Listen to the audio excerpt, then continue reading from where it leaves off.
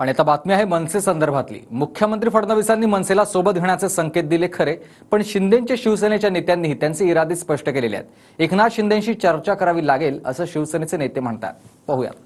महापालिकेच्या निवडणुकीमध्ये जिथे शक्य असेल तिथे आम्हाला सोबत येत आलं तर आम्ही प्रयत्न करू। मनसेला महापालिका निवडणुकीत सोबत घेण्याचे संकेत मुख्यमंत्री देवेंद्र फडणवीसांनी दिले।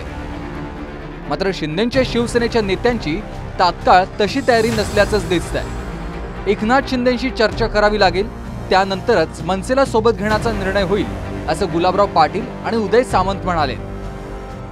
लोकसभेमध्ये त्यांनी आम्हाला खुल्या दिलाने पाठिंबा दिला होता, त्यामुळे सरकारसोबत त्यांना ठेवण्यात आम्हाला निश्चितपणे रस आहे, आम्हाला आनंद आहे।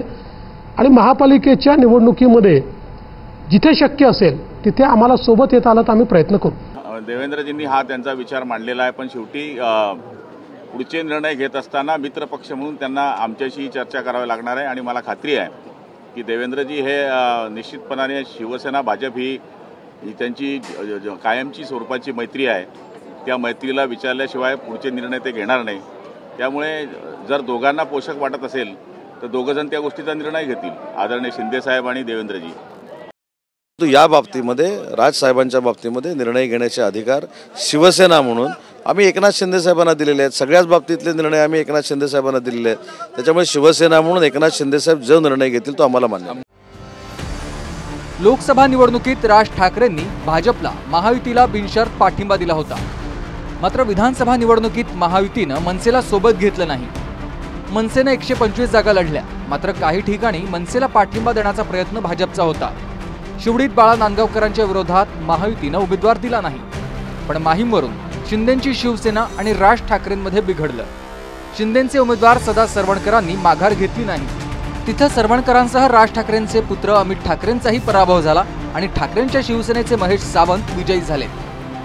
त्याचाच परिणाम म्हणून की काय, फडणवीसांनी मनसेला सोबत घेण्याचे संकेत दिले तरी शिंदेच्या शिवसेनेकडून शिंदे त्यावर निर्णय घेतील असं म्हटलंय।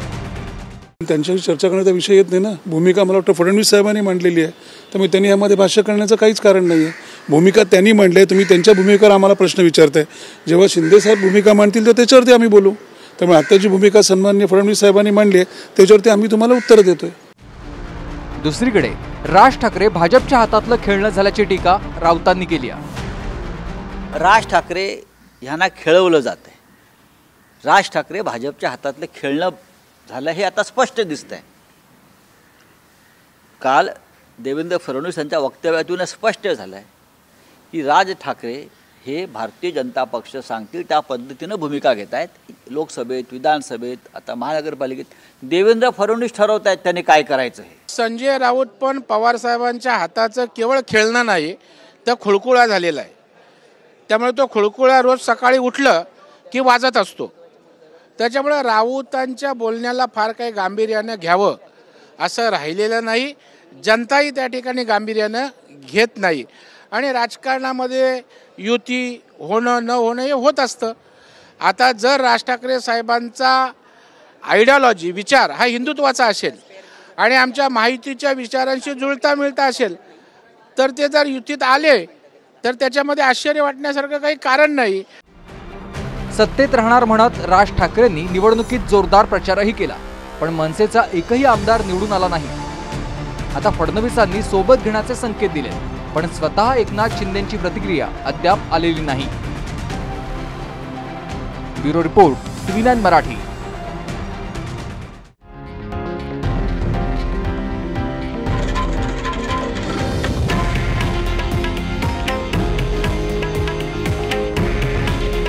हे आहे देशातील नंबर 1 न्यूज नेटवर्क आणि आपण पाहत आहात TV9 मराठी। काळजी तुमची, हित महाराष्ट्राचं।